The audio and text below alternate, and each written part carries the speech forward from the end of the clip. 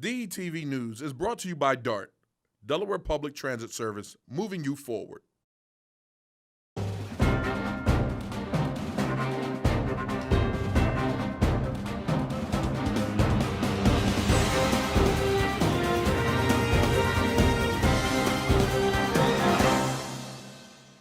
The West Nile virus has been detected in Delaware for the first time this year. We'll tell you where it was found and how to protect yourself.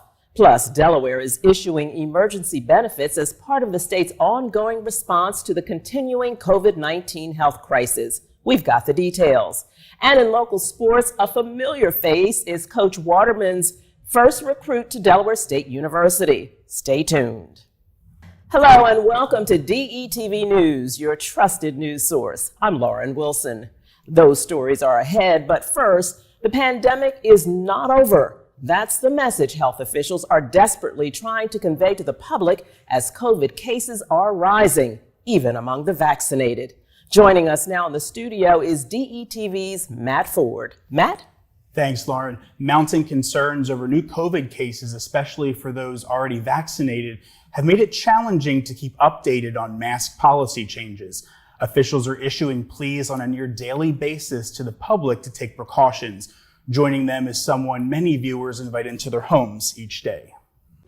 He's a famous face many in our region turn to for the forecast, but Action News meteorologist Adam Joseph had a different message recently on social media, this one as a father.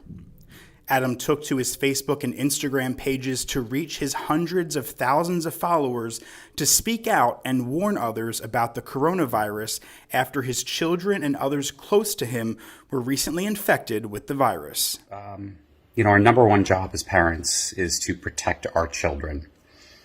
And that's what we did, and that's what we continue to do.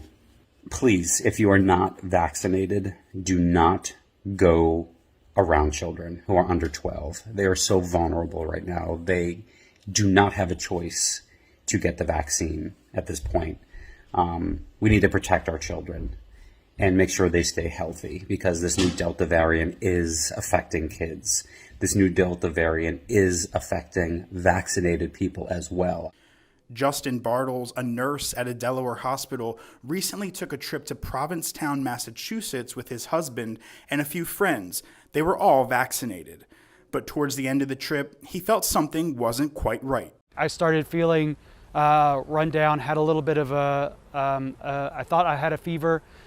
Friday, was just really tired. I had to take a nap, which I usually don't have to do throughout the day. Then we got home on Saturday and noticed that I was feeling really tired.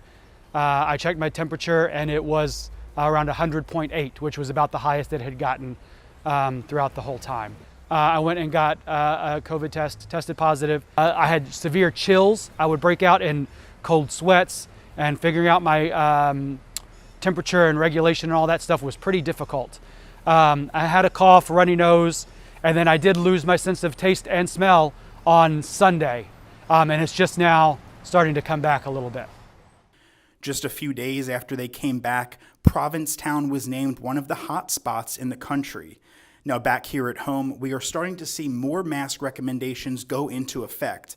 In the tri-state area, New Jersey falls into the substantial transmission category, while Delaware and Pennsylvania remain in the moderate COVID-19 transmission category. Health officials in Philadelphia last week said they are now strongly recommending everyone to wear masks in indoor public spaces, regardless of vaccination status.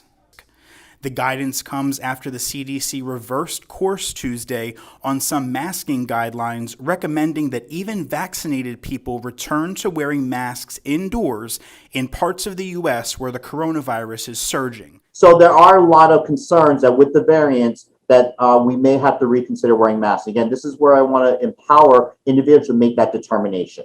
Dr. Fauci did make a comment that may happen. I know other states are looking at universal masking again, but we want to empower individuals to make the best decision. So if you are around people who are more vulnerable to the virus, or you're around people are not vaccinated, you can protect them by wearing a mask. The Delta variant is highly contagious and has spread across the U.S. in recent months and is now the dominant strain, including here in Delaware. With the number of positive cases on the rise again, some are calling for more heavy-handed measures, such as employer mandates to ensure vaccination rates increase. Just this week, the American Medical Association called for all healthcare and long-term care employers to require their employees to be vaccinated against COVID-19, similar to influenza and hepatitis B vaccine requirements. Adam Joseph is a former colleague of mine, and I wish him and his family well. Matt, now the CDC has reversed a decision that says that people who are vaccinated don't have to wear masks when they're indoors. What's this going to mean for Delaware schools? That's right, Lauren. So just this past Tuesday, the CDC recommended that everyone in schools K through 12, from students, staff, and visitors, wear a mask. Now, the recommendation will likely signal a change in district-level policy from where we had been heading this fall as more students return to the classroom. Now, districts have announced that parents will be informed of any mask policies before school starts back up in the fall. So I guess we're going to have to wait for those decisions to be made. Come soon, absolutely. All right, thanks, Matt. In other COVID-related news, the Delaware Division of Social Services announced it will issue emergency benefits for eligible households in July as part of the state's ongoing response to the COVID-19 public health crisis. The benefits will be issued as part of the Supplemental Nutrition Assistance Program and 2 cash assistance programs. The SNAP emergency food benefit should be available on recipients' EBT cards today. For more information, head to the Division of Social Services website. In other news, Wilmington suffered through a violent night Monday when 5 people were killed and 3 injured in 3 separate shootings. 2 women were fatally shot and a 12-year-old girl wounded in what police are calling a murder-suicide on West 2nd Street. Police found 2 women dead when they arrived at the scene, and the girl was rushed to the hospital in stable condition. The shooting suspect, a 32-year-old man, was also found dead at the scene from an apparent self-inflicted gunshot wound. The incident is believed to have been domestic in nature. A 28-year-old man was shot and killed in a double shooting in the 2400 block of Jessup Street, and a 32-year-old man was killed by gunfire in the 600 block of North Monroe Street. All of the incidents occurred within a 3-hour time frame. Mayor Mike Przicki called it a brutal night in Wilmington. It hurts that you think that people had such despair that that's the only solution to dealing with their pain and frustration. And so it really hurts. I mean, I woke up early this morning and did the tally, and it was really a heartbreak for me. In the wake of a leaked email that contained an Asian slur, State Representative Gerald Brady used Facebook to announce he won't run for re-election. An email made public last week from Brady to someone he thought was a work associate described Asian women in a derogatory way. But instead of forwarding the email and his remarks, Brady had replied to an anti-Asian discrimination and sex trafficking advocate. That's when the exchange was made public. Brady apologized for his actions the day following the publication, but the local advocates called for his resignation. Brady, who has served in the State House since 2006, announced Monday he would not seek another term when his expires next year. At least one group said the former Wilmington City Council member did not go far enough and is continuing to call for Brady to step down. Stay with us through the break. There's more coming up after this. It takes less than 1 minute to find out if you may have prediabetes. You can do it here. But I get it, you're busy, and busy people can't have prediabetes. I read that wrong. They can, okay? Just go to the site. When you adopt a shelter pet, you discover their unique mix of all kinds of traits. Where'd Wiley go? Where's Wiley? Ah, there she is. Pa? Do you remember being an ancient wolf? Do you ever feel the call of the wild? You're a renegade cop, and I'm a con woman with nothing to prove. But together, we could really solve this murder. They're a little bit of a lot of things, but all of them are pure love. 2 crews of Delaware firefighters are helping to battle out-of-control forest fires around the country. 20 volunteer firefighters from Delaware are among more than 200 first responders fighting a mountain fire in Montana that is expanding in all directions. Located in difficult and rugged terrain, the blaze was started by lightning on July 23rd and has ravaged more than 19,000 acres. The Diamond State crew left on July 21st and will serve a 14-day assignment before returning home. The First State also has another crew fighting a 33,000-acre blaze in Washington State that is only 13% contained at this time. In news here at home, the West Nile virus has been detected in Delaware for the first time this year in a breed of chickens raised just to detect the virus. The so-called sentinel chickens are placed in locations throughout the county, and blood samples are taken from them weekly because West Nile, which is carried through mosquitoes, can cause brain infections in people, horses, and other animals. This first finding occurred in Newcastle County on July 19th, and while there have been no reported cases in humans, Delawareans are reminded they can contract the mosquito-transmitted disease until colder temperatures come in mid-October or later. While most people infected do not develop symptoms, about 20% can experience mild flu-like symptoms like a rash. And in rare cases, people can develop neurological problems, paralysis, and possibly death. For more information about the virus and how to protect yourself, head to the website on your screen. Delaware stands to receive more than $100 million under a proposed $26 billion nationwide settlement with producers and distributors of opioid painkillers. The proposed settlement is the result of an ongoing effort by state and local governments to force the pharmaceutical industry to help pay for the costs of opioid addiction. The deal involves the nation's 3 biggest drug distribution companies, as well as the drug maker Johnson & Johnson. According to state officials, 447 overdose deaths were reported in Delaware last year. That's up from 431 in 2019. In 2020, 83% of the drug-related deaths involved fentanyl, a synthetic opioid that is 50 to 100 times more potent than morphine. The threat of our biggest health concerns can be lessened by the simple act of taking a walk. Here with more is DETV's health and wellness correspondent, Donnie Bourgeois-Smith. Hi everyone, I'm here today to talk to you about the most simple activity, but one that has tremendous benefits for your overall health and wellness. It's walking.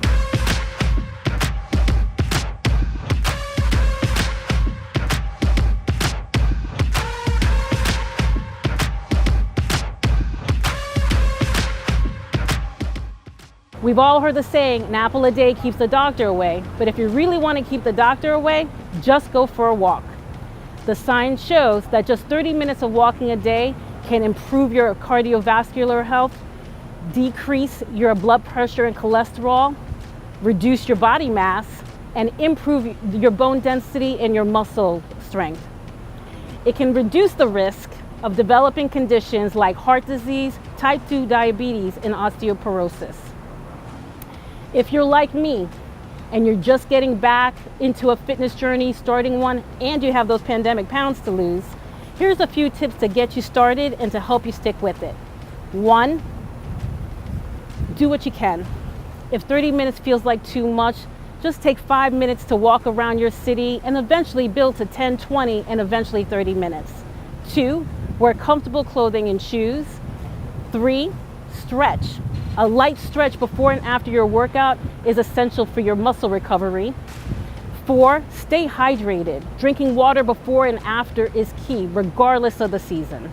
And 5, stay safe. Walk with a friend, join a walking group, or even carry an alarm or spray just as an extra safety precaution.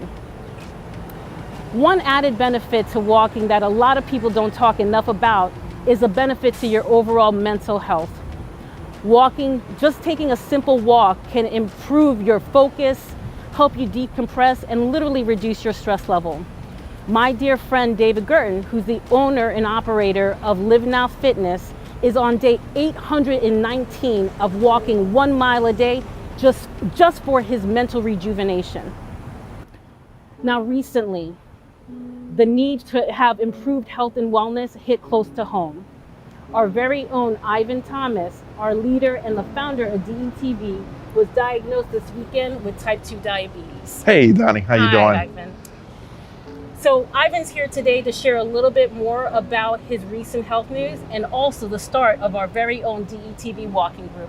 Thank you so much. So last week I found out that I'm diabetic. How I found out? 2 weeks ago, I started going to the bathroom at an alarming rate. At least every 30 minutes I was going, Donnie. And I knew something was wrong. You know, your body's saying, hey, this is not the way you're supposed to function. So that's what happened to me. So after going to see my primary care physician, we ran some labs. And then they called me on Friday on the highway and said, Ivan, your numbers are critically high. You need to go check in at the ER. My blood sugar level was 532, and they are supposed to be 100. So you can imagine how I felt. With years of sacrificing my health for my business, now I have to turn everything around and relearn everything. The ways to eat, what to do. It's a total lifestyle change. And so we decided to make this change, not just because of me having diabetes, but the whole community. One thing I didn't know, Donnie, over 32 million people are suffering from diabetes today. And a lot of them are on my friend list. Yeah. So what we're gonna do is we said, you know what, DETV is for the community. We're here, and what we're gonna do is put together a community walk. And so on Saturday at 7 a.m., meet us at the Brandywine, down by the fountain. That's where we'll start at. And just, if you can do a mile, do a mile. If you can do 30 feet, do 30 feet. The whole objective is to just get out and get moving. That's the holy thing. And then we'll start working on diet and all that great stuff later after that. But for more information on how to be a part of this group about diabetes, make sure you join our Facebook group, My Diabetic Diary. Cool? Fantastic. Thank you so much. I'm definitely going to be there. And honestly, Ivan, what you just shared is so many people are experiencing this. The frequent urination, as an example, is one of the #1 signs that something's going on. Mm-hmm. And I would also share that it's not even just about people with diabetes. We have a tremendous amount of the population who are in a pre-diabetic state and just simply don't know it. So this is for everybody. This is for everybody's health and wellness. You don't have to be diabetic, pre-diabetic. You just have to want to take care of yourself and to get out there and get moving together as a community. And I can't wait to join you. Yeah. So I'm Donnie Bougely Smith. This is your health and wellness report for the week. I hope to see you Saturday, but if not, I'll definitely see you next time. Back to you, Lauren. Efforts to improve another health staple, clean water, were boosted this week when Governor John Carney signed the Clean Water for Delaware Act into law. It creates a new clean water trust to protect Delaware's waterways and rebuild Delaware's drinking water infrastructure with a focus on underserved communities. The act is supported by $50 million in the fiscal year 2022 funding budget for water quality and water-related projects, giving it the financial clout that previous efforts at passing clean water legislation lacked. Now stay with us. There's more ahead after this.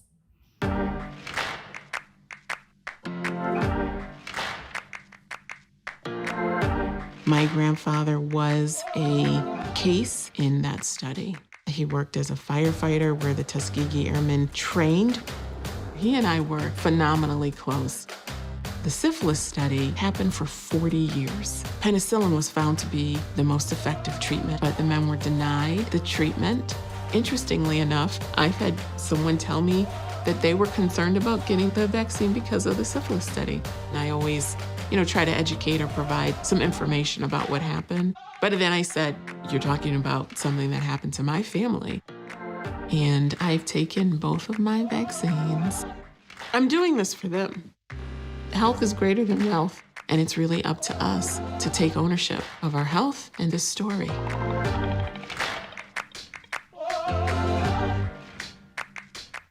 Newcastle County Police say a house painter died Monday when scaffolding collapsed beneath him and he fell from a roof of a Mill Creek home.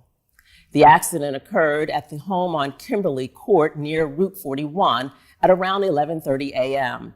Paramedics performed CPR on the victim as he was driven to the hospital where he died. It is not clear what caused the collapse or whether the incident has been reported to the United States Department of Labor and Occupational Safety and Health. In Sussex County, a 27-year-old Georgetown man remains in custody after he allegedly assaulted a police officer in Dewey Beach. Police say Brandon Lewis was kicked out of the Starboard Bar for rowdy behavior on Saturday evening.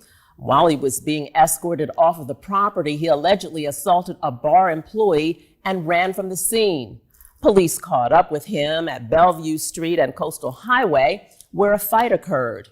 An off-duty Newcastle County police officer stopped to assist the Dewey police officer, but was pulled away by two unknown men. Lewis then struck the Dewey police officer, rendering him unconscious. The off-duty officer, with the assistance of a bystander, detained Lewis until other officers arrived. Both officers were taken to the hospital, where the Newcastle County officer was treated and released. The Dewey officer was hospitalized for treatment of a concussion and is now recuperating at home. Lewis faces a host of charges and is being held on $35,000 bail. Dewey police issued a statement thanking the off-duty police officer and the bystander who assisted. Police are asking anyone with information to call Crime Stoppers. And now it's time for a look at the weekend forecast. Stay with us during the break.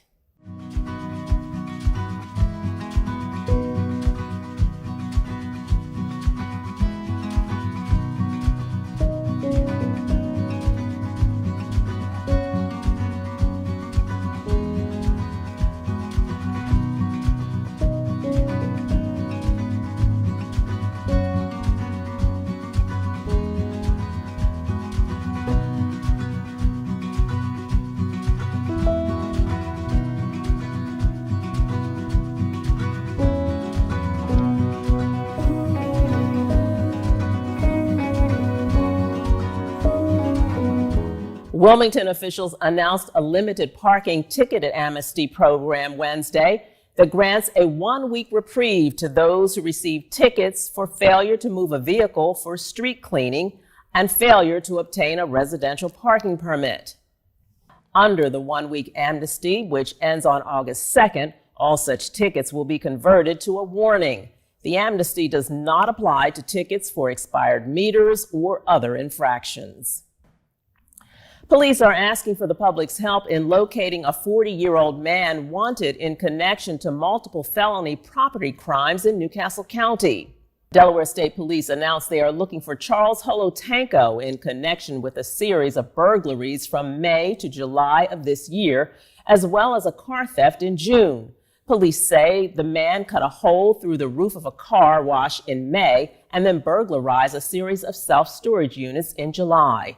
State authorities say Holotanko is also wanted by Newcastle County Police for outstanding warrants. Anyone with information regarding his whereabouts is urged to contact Delaware State Police.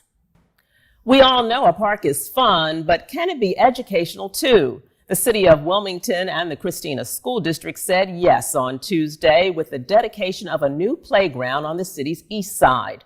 The Kirkwood Park Playground sits next to Stubbs Early Education Center on East 11th Street and contains features that promote early childhood literacy along with a climbing net and swings. Included in the park is a shaded section built for community story times and talking point panels developed by Too Small to Fail, a Clinton Foundation organization that promotes early brain and language development. So as you go around, you'll see different things about nature, about literature written on the walls in there, and also sections that allow teachers to bring the classroom out here and to read here. So it's about having an open air academic space. Funds for the $339,000 playground were provided by the school district, the state of Delaware, and the City Park Enhancement Plan, a multi-year program intended to make all city parks more attractive and enjoyable for residents. Turning now to local sports, here is DETV's Nick Alessandrini. Nick? Thanks, Lauren, and it is now officially 2021 NBA Draft Day. The Philadelphia 76ers will look to add to their roster after suffering a disappointing second-round exit at the hands of the Atlanta Hawks last postseason. As it stands now, the Sixers are slated to pick 28th in the draft tonight, but there have been many reports about the Sixers president Daryl Morey trading the pick. According to Tom Moore, they are more likely to trade the pick now than they have been ever before. But if the 76ers do decide to stay put and select at that 28th spot, they could target the Delaware native Nashawn Bones Highland. Bones played his sophomore year at VCU last season and was named the Atlantic 10 Player of the Year. He led the team in scoring, averaging just shy of 20 points a game. He led the Rams to the number 10 seed in the NCAA tournament last season before VCU was forced to forfeit due to a positive COVID test in the program. Good luck tonight, Bones. Stan Waterman has his first recruit as the head coach of Del State. Former Sanford guard Corey Perkins has signed his letter of intent to join the Hornets after a prep year at St. Thomas More in Connecticut. Waterman and Perkins were able to bring home a championship at Sanford a few years back and now look to mimic that success at Delaware State. The Delaware Blue Hens football program will look to make another championship run this fall. The Blue Hens were voted second in the CAA preseason poll released on Tuesday. The poll, made up of league coaches and media directors, has the Hens right behind JMU at number 1 and in front of number 3, Villanova. The Hens are coming off a spring season where they went 7-1, including a 4-0 record in the CAA. Practice is set to begin on August 4th. More Delaware basketball success, this time over on the AAU circuit. The basketball program Strong Mature Minds won the 17-under 11th grade title at the AAU high school level world championships in Orlando, Florida. The team consisted of Delaware talent, including rising senior at Tower Hill DJ McClendon, Demir Hollingsworth and Darius Brown from Howard, Gabriel Valman, who recently transferred to William Penn from Del Castle, and rising juniors Christian Barksdale from Appo and Dylan and Dean Shepard from Tower Hill. McClendon had 23 points in the title game to lead the way for Strong Mature Minds. Congrats on the championship, boys. And now it's time for our top plays of the week. And with football just right around the corner, we're going to take a look back to week 5 of our fall season and give you some great plays on the football field. And we've got 4 of them for you. So let's get started with number 4. And that's going to be Terry White from St. George's. Check him out here doing on the offensive end. It's Mount Pleasant versus St. George's, and check out the cuts. Able to break a tackle there, get out to the sideline. Terry White going to show off the speed. No one going to catch him, going to take it all the way for a touchdown and a big play to get us started at number 4. On to number 3, St. E's Quasine Benson. He was quite the running back last year and one of their better players. Here he's going to take the handoff, make a cut inside, and he's going to show you how to break a few tackles. 1, 2, 3 of the Conrad Wolfpack just sliding right off him. He's able to get to the sideline, speed, jets on, and he's able to take it in himself for a big-time touchdown for the St. E's Vikings and Quasine Benson at number 3.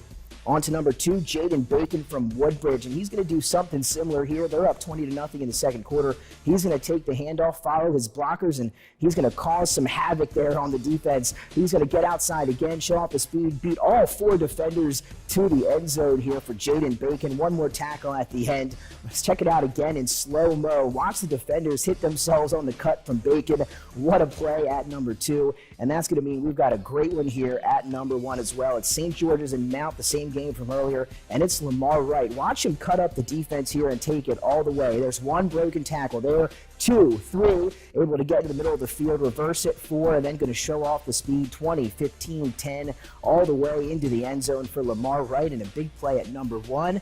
And again, we're all excited. Football just around the corner here in Delaware. And that'll do it for what we have this week. And now back to you, Lauren. Thanks, Nick. Speaking of sports, a popular youth basketball league is back in action after being sidelined by the pandemic last year. The Silk League was founded in 2012 by Jerron Droop Johnson in honor of his best friend, a former standout Newark High School basketball player who was killed in a car accident. Well, the Silk League is much more than just basketball. It's a lot of men from various outlets giving back their time to our community and the youth involved in it. The league will run through August at the William Hicks Anderson Community Center. Wilmington is busy gearing up for the annual Clifford Brown Jazz Fest, the largest free jazz festival on the East Coast.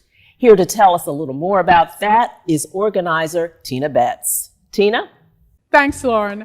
The 34th annual Clifford Brown Jazz Festival is right around the corner and returning to its home in a renovated Rodney Square.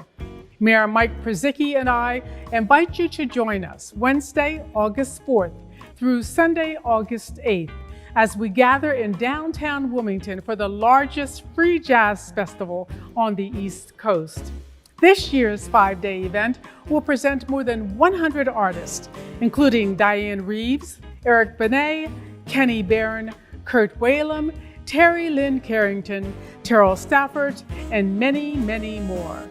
The Clifford Brown Jazz Festival closes on Sunday, August 8th, with performances by the Boise Lowry Living Jazz Residency graduates, an afternoon of dance, and the premiere by award-winning Raphael Xavier, featuring a jazz quartet and breakdancers in a new work that highlights the parallels of street dance, improvisation, and African American forms.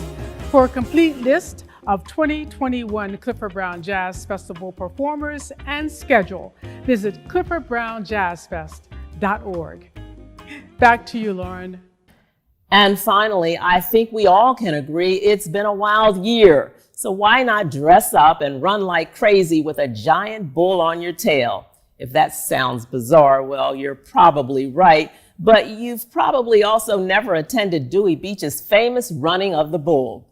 The popular event draws thousands of visitors to the Starboard and Dewey Beach coastline, and it's back for its 24th year on Saturday, August 21st.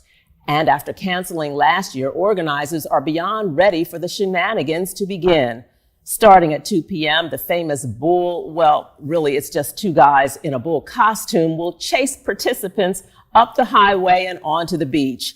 People then run down to the coast and back to the Starboard. The Starboard works with the town to make sure the event is safe. Route 1 is even temporarily shut down. Aside from just plain wacky fun, the most important part is that it's all for a good cause. Participants are asked to donate $10 to support the Rehoboth Beach Volunteer Fire Department. Who will win the world's silliest bullfight? Well, you may have to go to find out. That's our report for the week. I'm Lauren Wilson. Thanks for watching, and we'll see you next time.